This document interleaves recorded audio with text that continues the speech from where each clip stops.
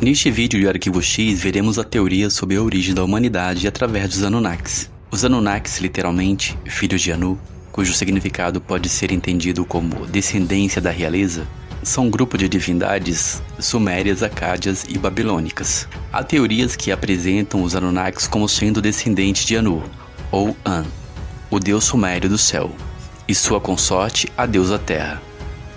E já notamos de cara a mitologia ligada às divindades planetárias. Na antiguidade, as histórias sobre a criação do mundo e sua origem eram contadas através de mitos. Os homens faziam a leitura dos céus e dos astros para contar a origem da humanidade. Havia este culto antigo dos deuses, personificando o céu, a terra, o ar e seus elementos. Enlil, o deus do ar, era o chefe do panteão sumério. Os sumérios acreditavam que até Enlil nascer, a terra e o céu haviam sido separados. Então Enlil dividiu a terra e o céu em dois.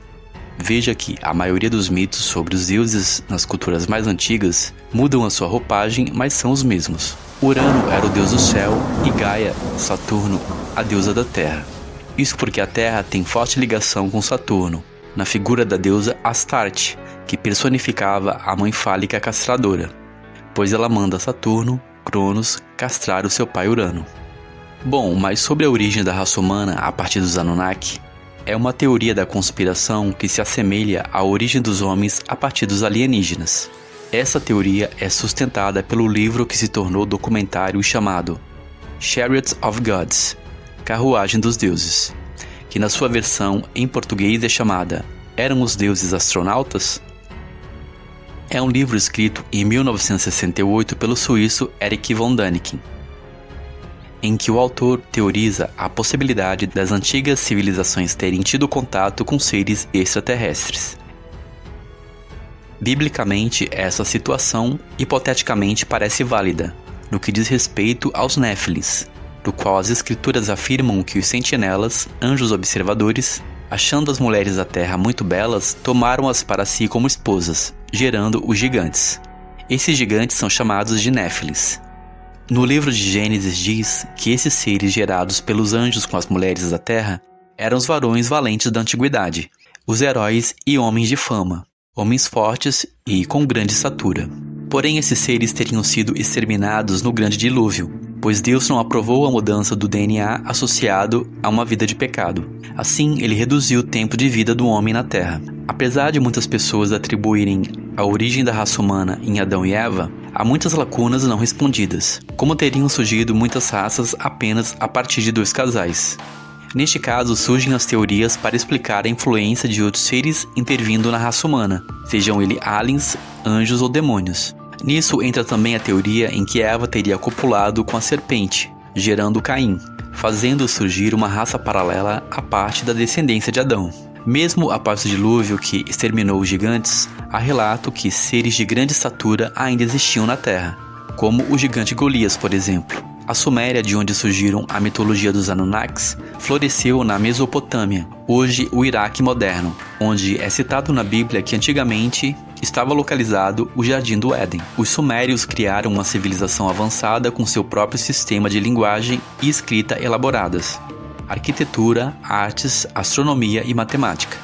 O sistema religioso deles era complexo, composto por centenas de deuses. Cada cidade suméria era guardado pelo seu próprio deus.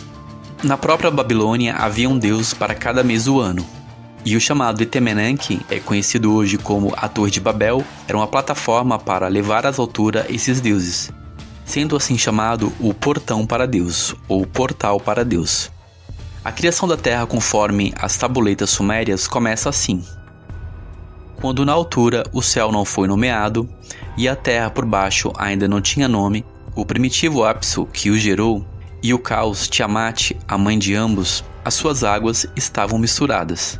E nenhum campo foi formado, nenhum pântano foi visto, quando dos deuses ninguém foi chamado à existência.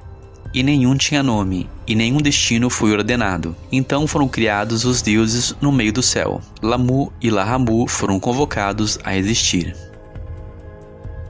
Anu, o deus dos deuses, concordou que seu trabalho era muito pesado. Seu filho Enki propôs criar um homem para suportar o trabalho. E assim, com a ajuda da sua meia-irmã Ninki, ele o fez. Um deus foi morto e o seu corpo e sangue foram misturados com barro. A partir deste material foi criado o primeiro ser humano, a semelhança dos deuses. Veja que existe uma semelhança ao relato bíblico, no qual diz que o homem e a mulher foram criados do pó da terra. Este primeiro homem foi criado no Éden.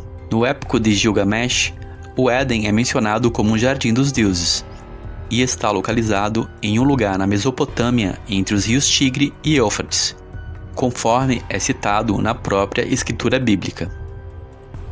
O relato babilônico da criação também possui muitas semelhanças, citando o deus Marduk do caos e a sua guerra contra Tiamat, a serpente das águas primordiais. Teria o relato de Gênesis se inspirado nessas antigas mitologias da criação?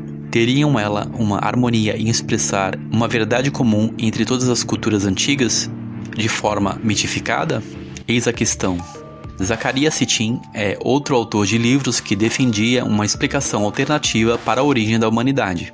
As ideias de Sitchin são rejeitadas por cientistas e acadêmicos, que taxam seu trabalho como pseudociência e pseudohistória. De acordo com a interpretação que Sitchin faz da cosmologia suméria, haveria um planeta desconhecido passando pelo interior do sistema solar a cada 3.600 anos. Este planeta é conhecido pelo nome de Nibiru, associado ao deus Marduk da cosmologia babilônica. Segundo Sitchin, um dos satélites de Nibiru teria colidido catastroficamente com Tiamat, outro planeta hipotético. De acordo com Sitchin, Tiamat é o que agora é conhecido como Terra. Quando atingido por uma das luas do planeta Nibiru, Tiamat teria se partido em dois.